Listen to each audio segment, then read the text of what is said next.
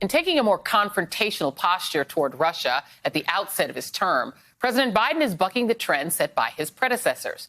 That's because even before Trump, past administrations extended more of a benefit of the doubt to Putin than he necessarily deserved. For instance, when asked in a 2001 joint press conference whether Putin was trustworthy, George W. Bush famously and naively gave him this gushing endorsement. I'll answer the question. I looked the man in the eye. I found it to be very straightforward and trustworthy. We had a very good dialogue. I was able to get a sense of his soul. Of course, Putin went on to crack down on the media, cancel elections, arrest his political opponent, and invade the neighboring country of Georgia during Bush's 8 years in office. Then came the Obama administration, which gave Putin another chance in what was dubbed a reset with Russia. Secretary of State Hillary Clinton even presented the foreign minister with a prop reset button to symbolize American goodwill. And while there was some progress on Iran and disarmament, Putin ultimately betrayed that trust again when he seized Crimea from Ukraine in 2014 and then attacked our election in 2016. But any miscalculations on the part of President Bush or Obama were trivial compared to Donald Trump's total capitulation to Russia. That includes what was probably the most humiliating moment in the history of U.S. foreign relations, when Trump let Russia off the hook for attacking our democracy and took Putin's side over his own intelligence agencies in Helsinki in 2018. It was so disastrous that former Trump advisor Fiona Hill considered pulling a fire alarm to cut it off. First of all, looked around to see if there was a fire alarm. But, we were in a rather grand building attached to the presidential palace of the Finnish president who had lent it to us for the occasion. And I couldn't see anything that resembled a fire alarm. It was mortifying, frankly, and humiliating for the country.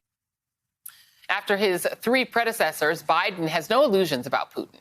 And that was apparent in his performance today. Back with me are former Ambassador Michael McFaul and Ben Rhodes. And joining us now from Moscow is NBC News senior international correspondent Keir Simmons. And Keir, you recently sat down with Vladimir Putin himself. And so I'm wondering if you could give us an assessment of what you saw in that press conference today, in which it seemed that Putin was determined to answer any question about his own country and his own administration of his country with things like Black Lives Matter and defending the January 6th insurrectionists. Is that something that you expected, given you just recently having spoken with him? Hey, Joy. Yeah, 100%. Look, I'm glad that you framed this as a more confrontational approach from President Biden, because, look, this is a kind of war. There was a guy in the Russian delegation, General Gerasimov, who invented something called the Gerasimov Doctrine, and it basically describes going to war without going to war, if you like. Let me just read you a little bit from what that Russian general wrote some time ago about what it's about. He said, "The rules of war have changed. Rules are no longer declared and having begun, proceed according to an unfamiliar template." So wars are no longer declared. So there you see Putin in that news conference deny that you're doing it. An unfamiliar template. That's the propaganda. That's getting into the divisive issues in the US and trying to, lean into them. This is a kind of shadow war by Russia. Russia, we've said, is too weak vis-a-vis America to go to war with America, up front. But that is what the strategy is. And I think the first step in taking it on is to really recognize it. What I think you have to hope is that this is President Biden's first move on the chessboard, because what happened today is not even close to enough. Russia, the Kremlin behind me here, needs to feel like there will be real consequences. President Biden did say that. He also did say that we'll see what happens. So we'll see. Joy? Yeah.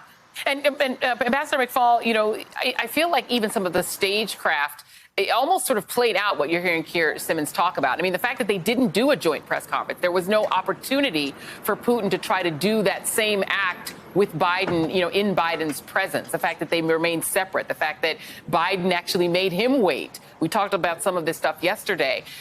Those subtle messages, what does that do to Putin inside of his own country? Because it seemed like they were trying to put out images and pictures that would raise his stature, because he didn't get to have a too many side-by-side opportunities. Well, in terms of the protocol and the scripting of this summit, it's the anti-Helsinki, and very appropriately so. I think the Biden protocol folks should get a lot of credit. You're right, Putin had to show up first. They changed that, by the way, in a last-minute thing. That's great. Number two, they had note takers in the room. Secretary Blinken was there.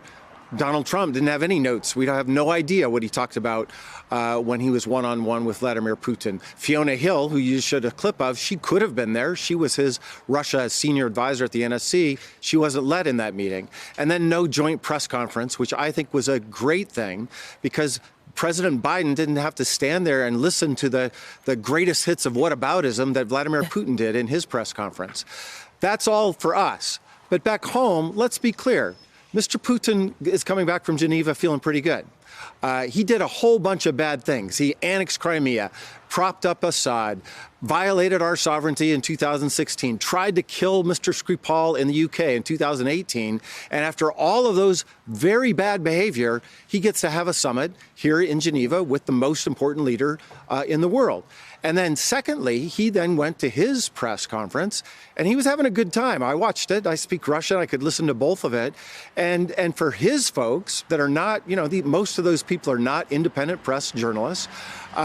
He got to frame this as everybody, despite everything I do on the stage, they need to talk to me. Yeah, hard to avoid that point. Let me play a little bit for you, Ben. This was former Secretary of State Hillary Clinton, and she was talking about how difficult it is to deal with this country. Take a listen. I think you can't be either, starry-eyed or totally turning your back. You've got to walk what is an uncomfortable but necessary path. How do we calibrate? How do we get them to do something? How do we stop them from doing something? How do we impose costs if they do go forward? And I think Joe Biden has learned a lot, as we all have. I do think you need both an inside and an outside game. You need a public and a private approach to Putin. And, that's what Joe Biden gets.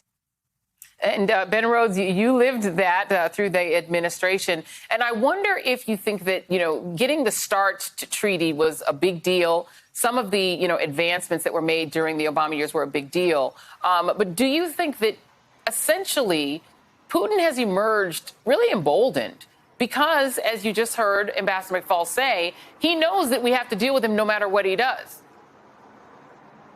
Look, Joy, we have a 20-year history now with Vladimir Putin, and we can see who he is, and he's not going to change.